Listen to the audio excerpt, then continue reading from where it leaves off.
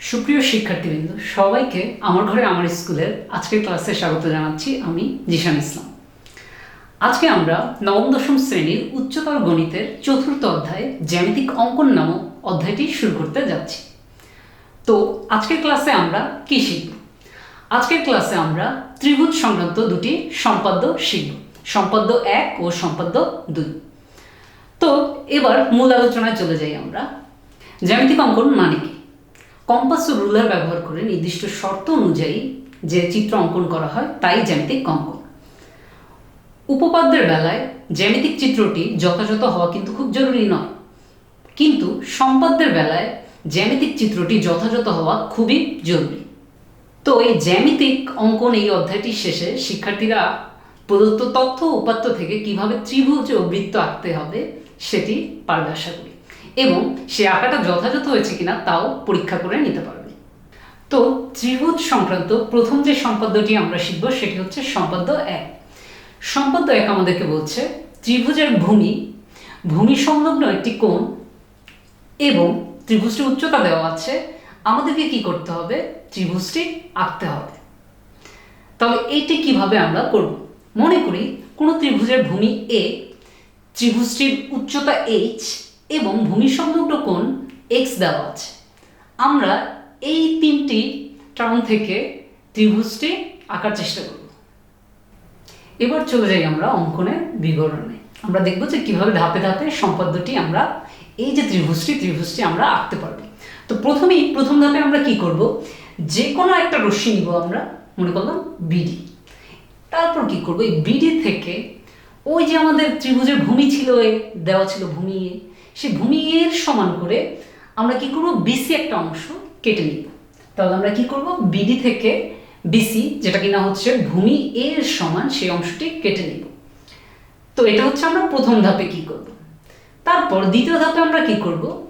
দ্বিতীয় ধাপে আমরা এই যে বিসি যে রেখাটি, এই যে বিসি রেখাংশটি বা বিডি রেখা যাই বলি, সেটার যে বি বিন্দুতে আমরা একটা লম্ব অঙ্কন করব। বি বিন্দুতে নিশ্চয়ই তোমরা সবাই জানো কিভাবে লম্ব অঙ্কন করতে হয়। জাস্ট বৃত্তচাপ নিয়ে আমরা কি খুব ইজিলি বি বিন্দুতে কি করতে পারবো? লম্ব অঙ্কন করতে পারবো।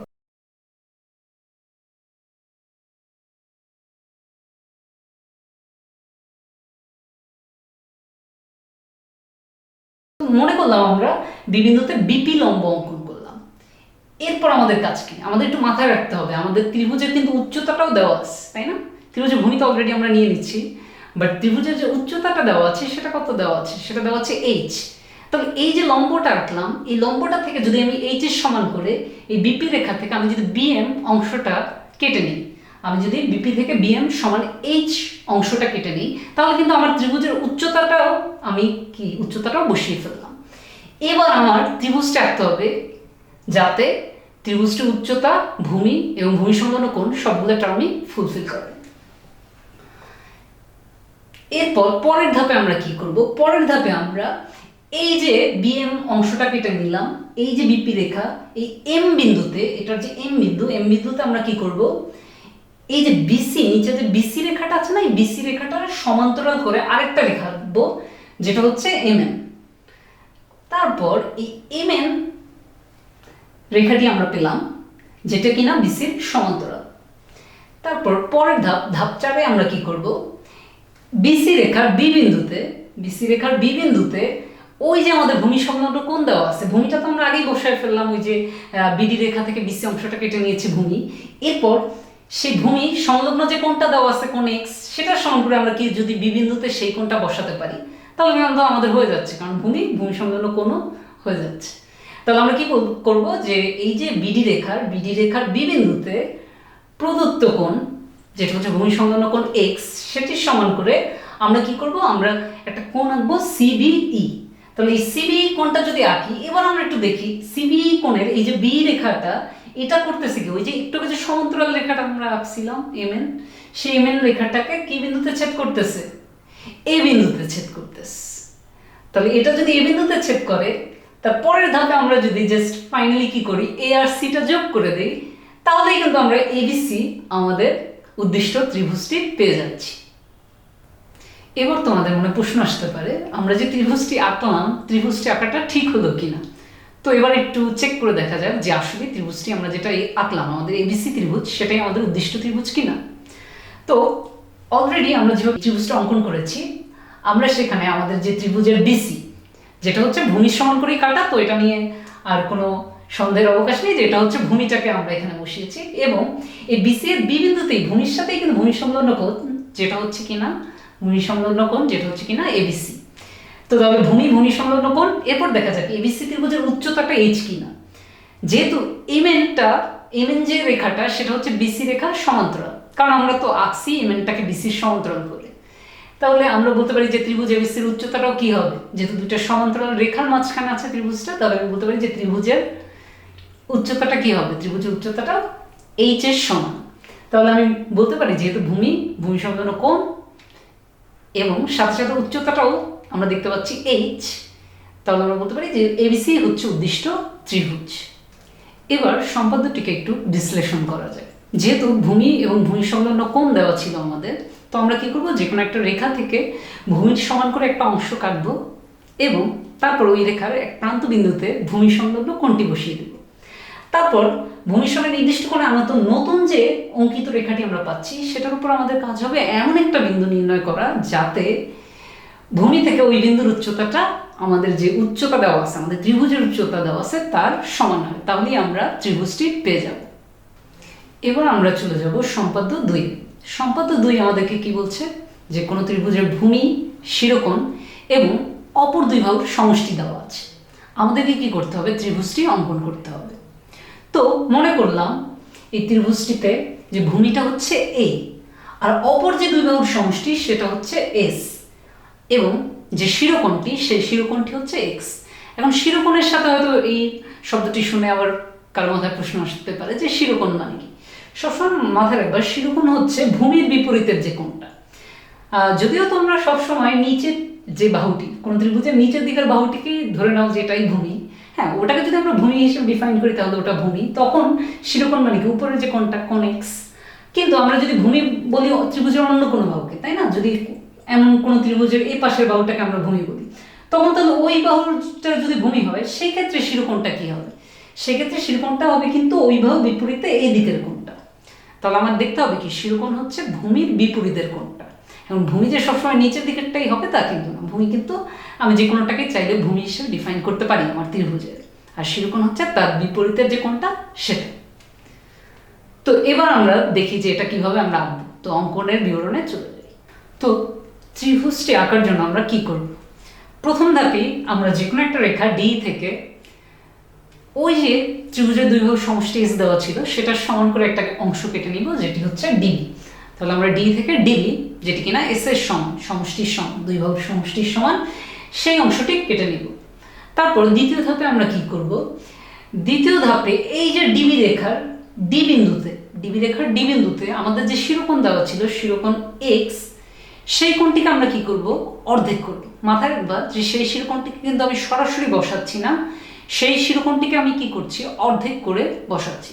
তাহলে আমরা কি করবো, আমাদের যে শিরোকোণ আছে শিরোকোণ এক্স সেটিকে অর্ধেক করব, এবং সেই অর্ধেক কোণটি যেটা কিনা হচ্ছে হাফ অফ এক্স সেটিকে আমরা বসাবো ডিবি রেখার ডি বিন্দুতে। তাহলে ডিবি রেখার ডি বিন্দুতে কোণ বিডিএফ যেটি কিনা হচ্ছে আমাদের শিরোকোণের অর্ধেক কোণের সমান, সেটি বসাবো। এখন কেন অর্ধেক কোণ বসাচ্ছি এটাও তোমরা একটু পরেই বুঝতে পারবে।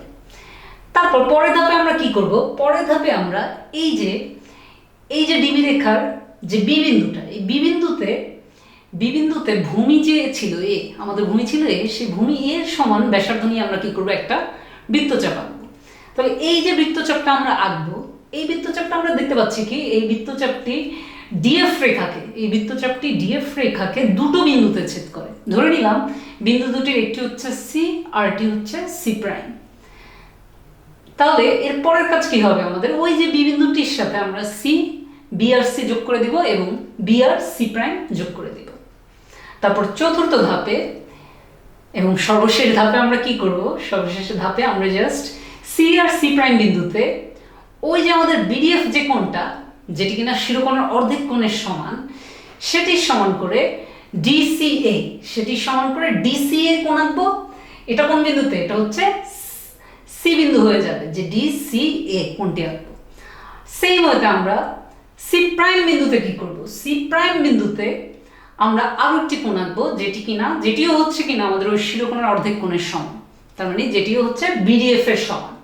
তবে সেই কোণটি হবে কি, সেই কোণটি হবে ডি সি প্রাইম এ প্রাইম। তো এই যে দুটো কোণ আঁকলাম, এই দুটো কোণের যে দুটো রেখা সি এ আর সি প্রাইম এ প্রাইম, এই দুটি রেখা আমরা দেখতে পাচ্ছি, এই দুটি রেখা বিডি রেখাকে এ আর এ প্রাইম বিন্দুতে ছেদ করে। তাহলে এরপর কিন্তু আমাদের কাজ শেষ। আর একটা আনন্দের বিষয় হচ্ছে আমরা এখানে একটাও না, আমরা দুটো ত্রিভুজ পেয়ে গেছি আমাদের প্রদত্ত শর্ত অনুযায়ী। তবে এখানে একটু খেয়াল করে দেখো, এখানে দুটো ত্রিভুজ, একটি হচ্ছে এ বি সি আর একটি হচ্ছে এ প্রাইম বি সি প্রাইম। তো দুটো ত্রিভুজই হচ্ছে আমাদের উদ্দিষ্ট ত্রিভুজ। এখন তোমাদের মনে প্রশ্ন থাকতে পারে যে কেন আমরা এক্স কোণ বা আমাদের যে শিরোকোণ সেটির অর্ধেকটা নিয়েছিলাম। সেটির অর্ধেকটা নেওয়ার যে কারণ সেটা হচ্ছে, নিশ্চয়ই তোমরা উপপাদ্যে পড়ে এসেছো যে কোনো ত্রিভুজের যে কোনো দুটি অন্তঃস্থ কোণের সমষ্টি, যে কোনো দুটি অন্তঃস্থ কোণের সমষ্টি তৃতীয় যে কোণটি, ত্রিভুজের যে তৃতীয় কোণটি তার বহিস্থ কোণের সমান। ত্রিভুজের যে কোনো দুটি অন্তঃস্থ কোণের সমষ্টি তার অপর কোণটির যে বহিস্থ কোণ তার সমান। তবে এই ক্ষেত্রে আমরা যদি এই যেমন যে কোনো একটা জায়গায় যদি চিন্তা করি, আমাদের এই যে দুটো কোণ আছে, এই এডিসি, এই যে ত্রিভুজ, এখানে চিন্তা করে দেখি এই কোণটা আর এই কোণটা, মানে এডিসি কোণ আর এসিডি কোণ, এই দুটো কোণই যদি হয় আমাদের হাফ কোণ এক্স, মানে আমাদের শিরোকোণের অর্ধেক, তাহলে আমাদের এর যে বহিস্থ দিকে কিন্তু আমরা যে কোণটা পাচ্ছি সেটা কিন্তু আমাদের ওই দুটো কোণের সমষ্টির সমান হয়ে যাচ্ছে। তাহলে হাফ কোণ এক্স প্লাস হাফ কোণ এক্স ইকুয়ালস টু কত হবে, কোণ এক্স এর সমান। এই পাশের যে কোণটা এটা কিন্তু আমরা পাচ্ছি কোণ এক্স এর সমান। এবার একটু তাকায় দেখো, এবার যে এই কোণটা এটা কিন্তু আমাদের ভূমি যে এ, সেই ভূমি এ এর বিপরীতেই আছে কিন্তু, তাই না? এই যে কোণটা, দুটো দিকেই তাকায় দেখো যে আমাদের যে শিরোকোণ এক্স সেটা কিন্তু ভূমি এ এর বিপরীতেই আছে। তাহলে ভূমি এটাও ঠিক আছে যেমন, এবং সাথে সাথে শিরোকোণও পাচ্ছি যেটা কিনা ভূমির বিপরীতেই আছে। এবং সাথে সাথে আমরা একটু পর প্রমাণ করে দেখবো যে আসলে সম্পদ্যটি পুরোপুরি যথার্থ হয়েছে কিনা। কারণ আমাদের যে টার্ম ছিল যে ত্রিভুজের ভূমি শিরোকোণ অপর বাহু দেওয়ার সমষ্টি দেয়া থাকলে কিভাবে ত্রিভুজ আঁকতে হয়, তো আমরা দেখবো যে আসলে আমরা ঠিকঠাকভাবে আঁকতে পারলাম কিনা, সেটারও প্রমাণের মাধ্যমে যথাযথভাবে দেখাবো। তো এবার আমরা প্রমাণ করবো যে এবিসি আর এ প্রাইম বি সি প্রাইম এই দুটো ত্রিভুজই যে আমাদের উদ্দিষ্ট ত্রিভুজ সেটি আমরা প্রমাণ করে দেখাবো। যেহেতু এসিডি আর এ প্রাইম সি প্রাইম ডি এই দুটো কোণ, এসিডি কোণ আর এ প্রাইম সি প্রাইম ডি কোণ, এই দুটো কোণ কিন্তু আমার কোণ এক্স এর অর্ধেকের সমান বা শিরোকোণের অর্ধেকের সমান, কারণ আমরা এই দুটোকে শিরোকোণের অর্ধেকের সমান করে এঁকেছি। তাহলে আমরা বলতে পারি যে এই ক্ষেত্রে যেহেতু এসিডি, কোণ এসিডি আর কোণ এ প্রাইম সি প্রাইম ডি দুটোই কোণ এডিসি বা শিরোকোণের অর্ধেক বা হাফ কোণ এক্স এর সমান, যেহেতু আমরা এভাবেই এঁকেছি। এবার প্রথমে যেহেতু দুটো ত্রিভুজ, প্রথমে দেখা যাক যে ত্রিভুজ এবিসি যে উদ্দিষ্ট ত্রিভুজ সেটি আমরা প্রমাণ করতে পারি কিনা। তো ত্রিভুজ এবিসির দিকে যদি আমরা তাকাই, ত্রিভুজ এবিসিতে আমরা দেখতে পাচ্ছি যে বিসি যেটা হচ্ছে কিনা আমাদের ভূমি, এবং সেটা তো এর সমান করে বৃত্তচাপটি নেওয়া হয়েছিল, তো বিসি ইকুয়ালস টু এ, তাহলে আমরা ভূমি পেলাম। তাহলে এবার আমাদেরকে দেখাতে হবে ভূমির বিপরীতে, মানে ভূমির বিপরীতের যে কোণটা ভূমি বিসি, এটা বিপরীত কোণ মানে কি বিএসি, তাহলে এটা হতে হবে কি শিরোকোণ এক্স এর সমান। তো এটা যদি শিরোকোণ এক্স এর সমান হতে হয় তো এটা আমরা দেখাতে পারি কিনা। তো বিএসসি কে আমি চাইলে বলতে পারি কিনা, যেহেতু এইখানে আরেকটা ত্রিভুজ যে আছে এ ডি সি ত্রিভুজ, এই ত্রিভুজের সি আর ডি বিন্দুতে যে দুটি অন্তঃস্থ কোণ আমরা দেখতে পাচ্ছি, একটি হচ্ছে ডি বিন্দুর কোণটি হচ্ছে এডিসি আর সি বিন্দুর কোণটি হচ্ছে এসিডি, এই দুটি অন্তঃস্থ কোণের সমষ্টি অবশ্যই এই ত্রিভুজের অন্য যে একটা বিন্দু আছে এ, সেই এ বিন্দুতে যে বহিস্থ কোণ সেই বহিস্থ কোণের সমান হবে। তাহলে আমরা বলতে পারি যে এসিডি প্লাস কোণ এসিডি প্লাস কোণ এডিসি এই দুটোর যে সমষ্টি এটা হবে কি কোণ বিএসির সমান। কারণ কি এটা এ বিন্দুতে বহিস্থ কোণ, তাহলে আমরা বলতে পারি যে বিএসি ইকুয়ালস টু কোণ এডিসি প্লাস কোণ এসিডি। এবার এডিসি আর এসিডি এই দুটো কোণই কিন্তু কোণ এক্স এর অর্ধেকের সমান। তো এই যেহেতু আমরা এইভাবে লিখেছি, তো দুটোই যদি হাফ কোণ এক্স প্লাস হাফ কোণ এক্স, তাহলে দুটোর সমষ্টিটা কি হচ্ছে কোণ এক্স। তাহলে আমরা দেখতে পাচ্ছি যে বিএসি কোণটা আমরা কত পাচ্ছি কোণ এক্স। তাহলে আমরা ত্রিভুজের ভূমি এ এবং ভূমির বিপরীতে শিরোকোণ এক্স দুটোই পেয়ে যাচ্ছি। এবার আমাদের দেখাতে হবে ভূমিবাদে অপর যে দুইটি বাহু আছে, যেমন ভূমিটা এবিসি ত্রিভুজের জন্য ভূমিটা তো যেহেতু আমরা ভূমি সমকরের চাপটা নিয়েছি বিসি, তো বিসিটা যেহেতু ভূমি, অপর যে দুটি বাহু সেটি হচ্ছে এসি আর এবি। তবে আমাদের দেখাতে হবে যে এই দুটি সমষ্টিও আমার কি হতে হবে, এস হতে হবে। এবার এটা যদি আমরা দেখাতে চাই, আমরা এসি প্লাস এবি, এটা আমাদের দেখাতে হবে কি এটা এস হয় কিনা সেটা আমাদেরকে দেখাতে হবে। এবার একটা জিনিস চিন্তা করে দেখো, এই যে এ পাশের যে ত্রিভুজটি আছে এস ডিসি ত্রিভুজ বা এসিডি ত্রিভুজ যাই বলি, এই ত্রিভুজটির যেহেতু এডিসি কোণ আর এসিডি কোণ দুটোই হাফ কোণ এক্স, তো তাহলে আমরা কি জানি যে যদি কোনো ত্রিভুজের দুটি বিপরীত কোণ সমান হয় তাহলে ওই কোণের বিপরীত বাহু দুটো সমান হবে। তাহলে এডিসি কোণের বিপরীত বাহু কি এসি, আবার এসিডি কোণের বিপরীত বাহু কি এডি, তাহলে আমরা বলতে পারি এসি আর এডিও সমান হতে বাধ্য। এবার আমরা যেখানে ছিলাম আমাদের দেখাতে হবে এসি আর বি এর সমষ্টি, মানে আমাদের যে এবিসি ত্রিভুজের ভূমি বিসি বাদে বাকি যে দুটি বাহু আছে এই দুটির সমষ্টি আমাদেরকে কি দেখাতে হবে, এস দেখাতে হবে। এবার যেহেতু অলরেডি আমরা দেখিয়ে ফেলেছি যে এসি ইকুয়ালস টু এডি, তাহলে এসি ইকুয়ালস টু যদি এডি হয় তাহলে এসি প্লাস এবির জায়গায় আমি এসির জায়গায় কি বসিয়ে দিতে পারি, এডি বসিয়ে দিতে পারি। তো এসির জায়গায় যদি এডি বসিয়ে দেই তাহলে আমরা এসি প্লাস এবি কে কি লিখতে পারি, এডি প্লাস এবি, এসির জায়গায় জাস্ট এডি বসিয়ে দিলাম।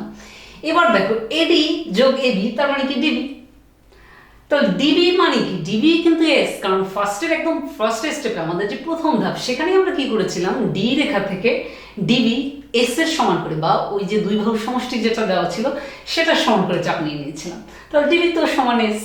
তাহলে এবার আমরা দেখতে পাচ্ছি এবিসি ত্রিভুজের ভূমি বিসি যেটা কিনা এর সমান, ভূমির বিপরীতে শিরোকোণটা যেটা কিনা কোণ বিএসি সেটা হচ্ছে আমাদের শিরোকোণ এক্স এর সমান, এবং ভূমিবাদে যে অপর দুই বাহু এসি আর এবি সে দুটোর সমষ্টি আমরা দেখে ফেললাম এস। তাহলে আমরা বলতে পারি যে এবিসি আমাদের এই ক্ষেত্রে উদ্দিষ্ট ত্রিভুজ।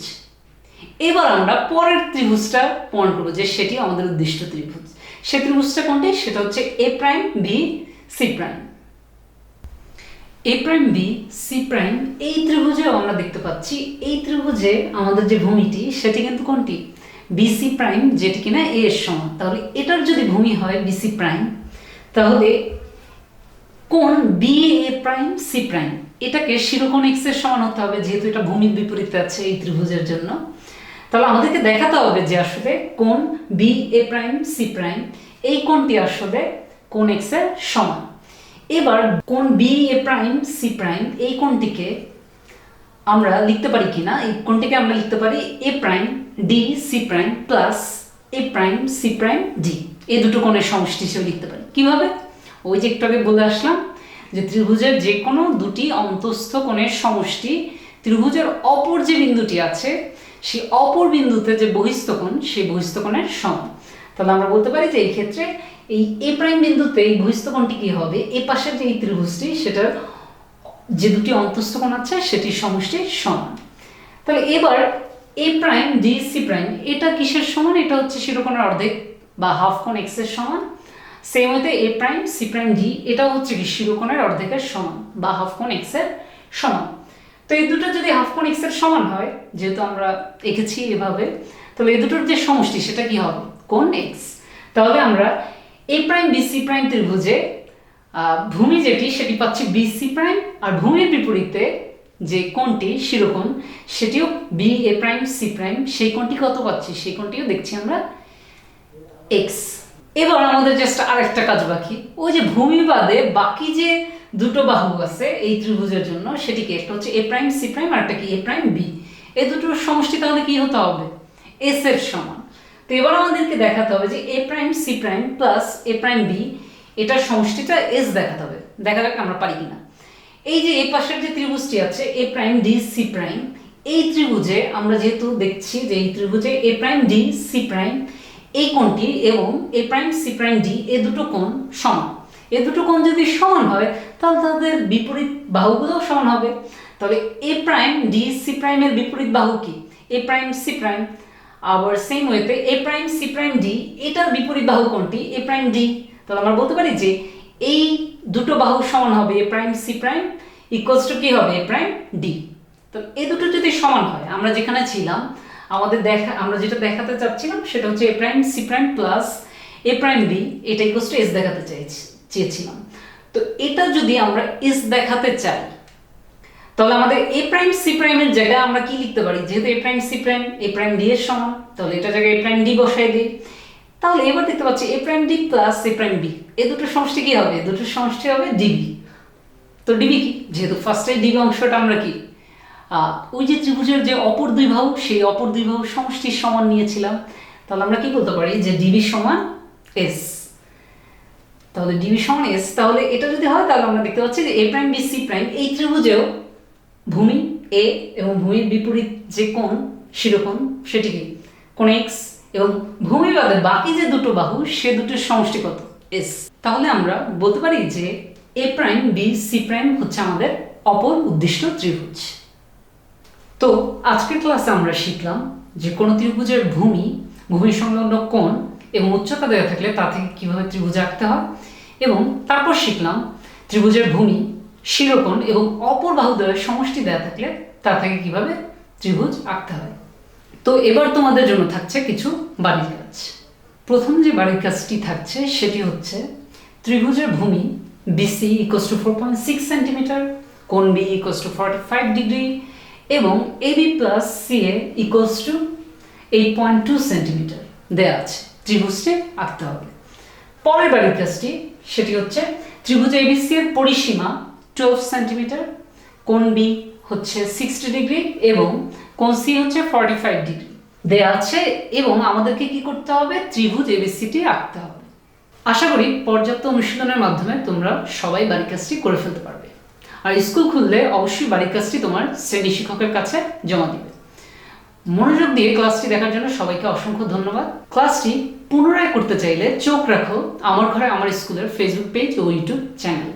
সবাই ভালো থাকো, সুস্থ থাকো, সরকারি বিধি অনুযায়ী নিজ গৃহে অবস্থান করো এবং যথাযথ স্বাস্থ্যবিধি মেনে চলো। সবার জন্য শুভকামনা রইল।